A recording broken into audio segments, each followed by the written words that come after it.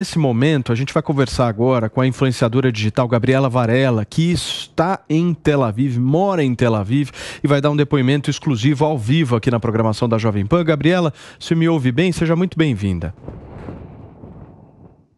Muito obrigada pela oportunidade.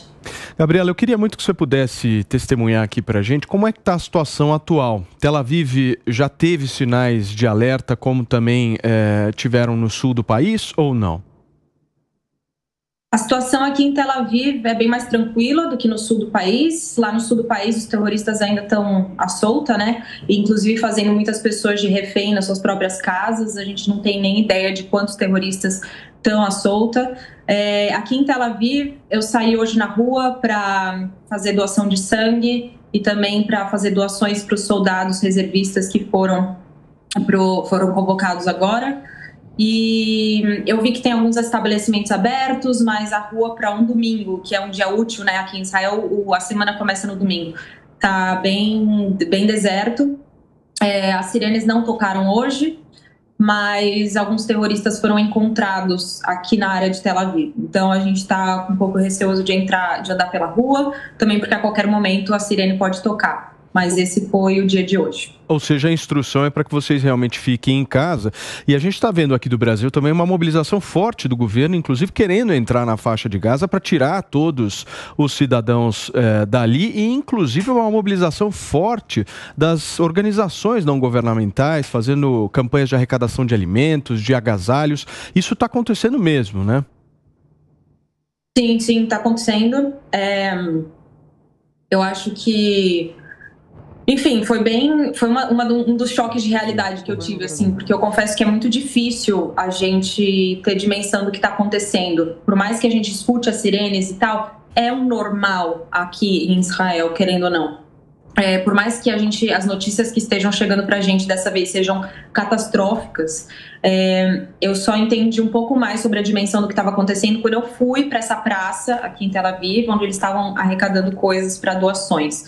E, inclusive, o que me chamou muito a atenção é que uma das barraquinhas que eles estavam arrecadando coisas não era de alimento, era de carta. Eram para as pessoas poderem escrever cartas para esses soldados de apoio e de, enfim, sorte para eles receberem. Perfeito. Pergunta para você, Gabriela, do nosso Acácio Miranda. Gabriela, tudo bem? O governo brasileiro tem noticiado que serão encaminhados aviões e ajuda aos brasileiros que estão em Israel. Eu gostaria que você falasse um pouquinho como vocês têm acompanhado isso e de que forma vocês veem essa ajuda.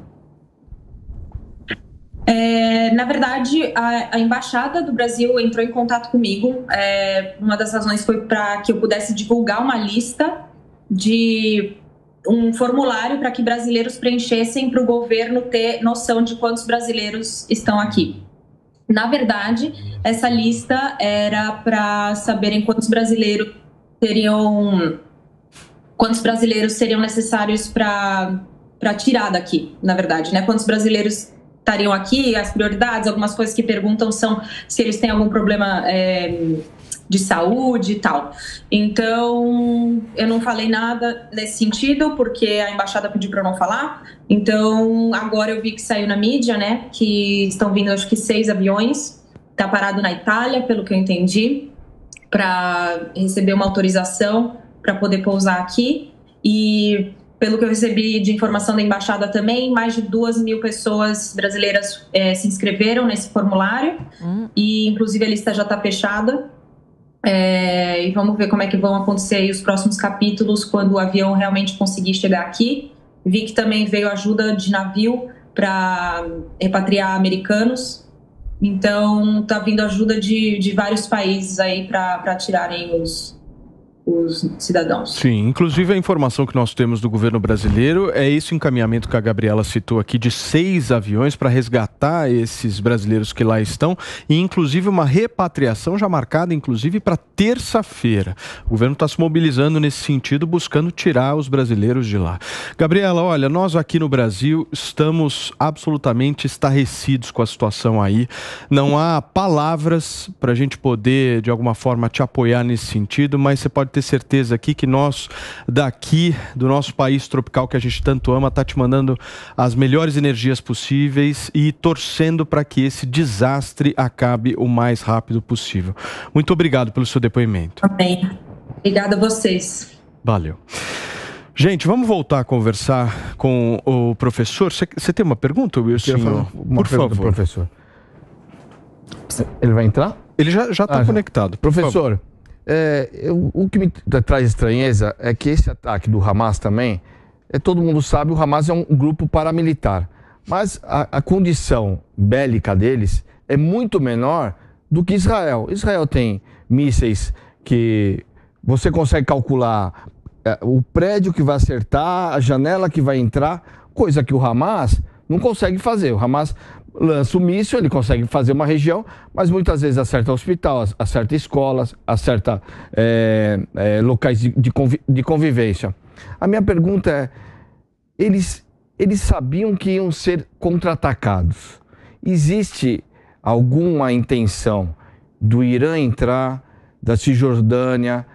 Eles estão contando com mais gente para apoiá-los? Ou realmente eles foram para o tudo ou nada e seja o que Deus quiser? Ou existe realmente algo que a gente ainda não enxergou que pode vir muito maior? Essa é uma pergunta ótima. Existe uma estratégia do Hamas por trás disso, né? O Hamas é um grupo que planeja suas ações, é um grupo que existe desde a primeira intifada, lá de 1987, ele já tem décadas de existência. Ele aumentou em muito seu poderio bélico e as suas formas de atuação,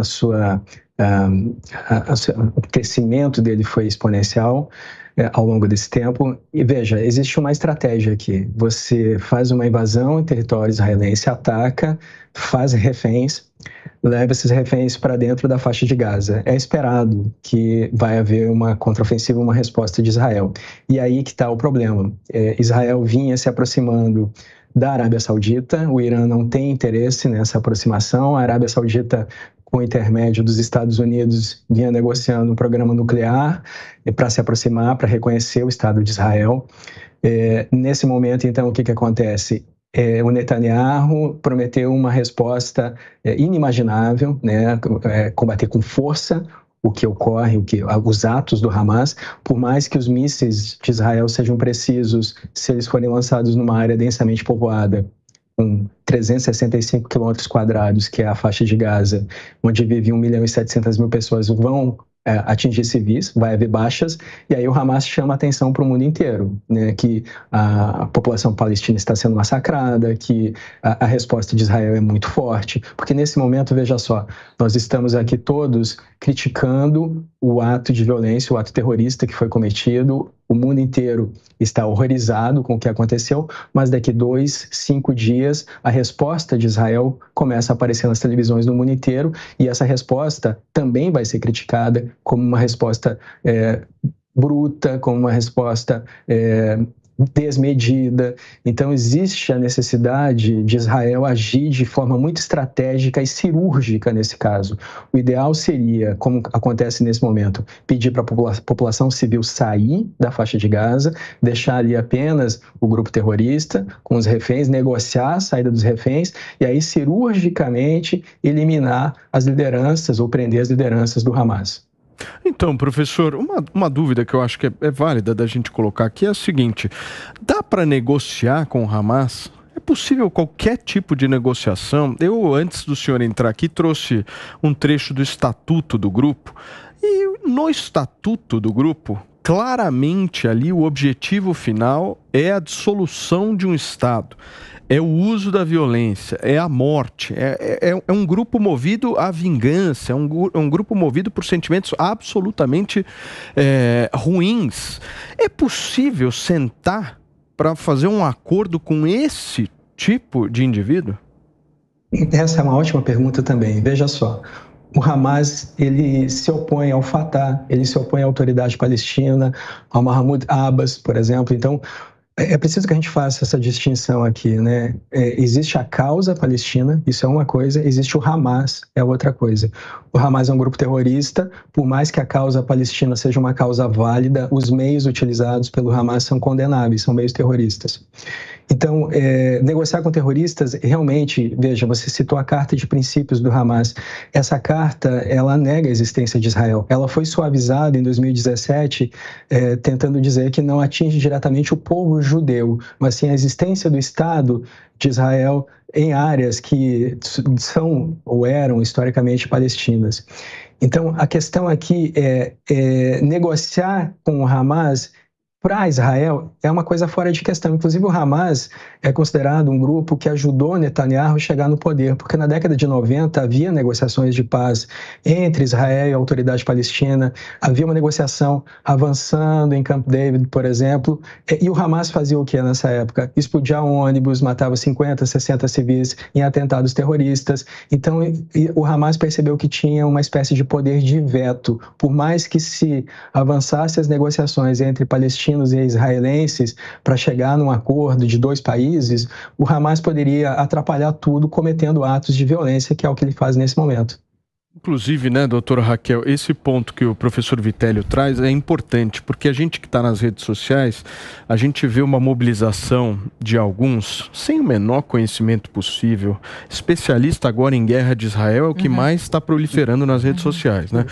Mas a gente vê uma confusão muito forte acontecendo entre a causa palestina e o Hamas. E é importante a gente deixar isso claro, que há uma diferença significativa entre essas duas coisas. Significativa. A gente não pode misturar o que é a Palestina, qual é a causa da Palestina, com um grupo terrorista que está promovendo isso. Se a gente pegar e cultuar esse ódio aos palestinos, como eu estou vendo nas redes sociais, isso aí não vai levar a gente a lugar nenhum. Inclusive são vítimas, né? Exatamente. Por favor, doutora. Professor, pelo que a gente tem lido também nos noticiários internacionais, esse atentado terrorista ele pode ser equiparado ao 11 de setembro, né, nas proporções medidas nos Estados Unidos, esse atentado em Israel, esses ataques terroristas, pela forma como foi feita, pela defesa que ficou completamente vulnerável, a defesa aérea bélica de Israel. Mas a minha pergunta é especificamente aos aliados. A gente sabe que quem sustenta o grupo terrorista Hamas é o Irã, e o Irã não esconde isso.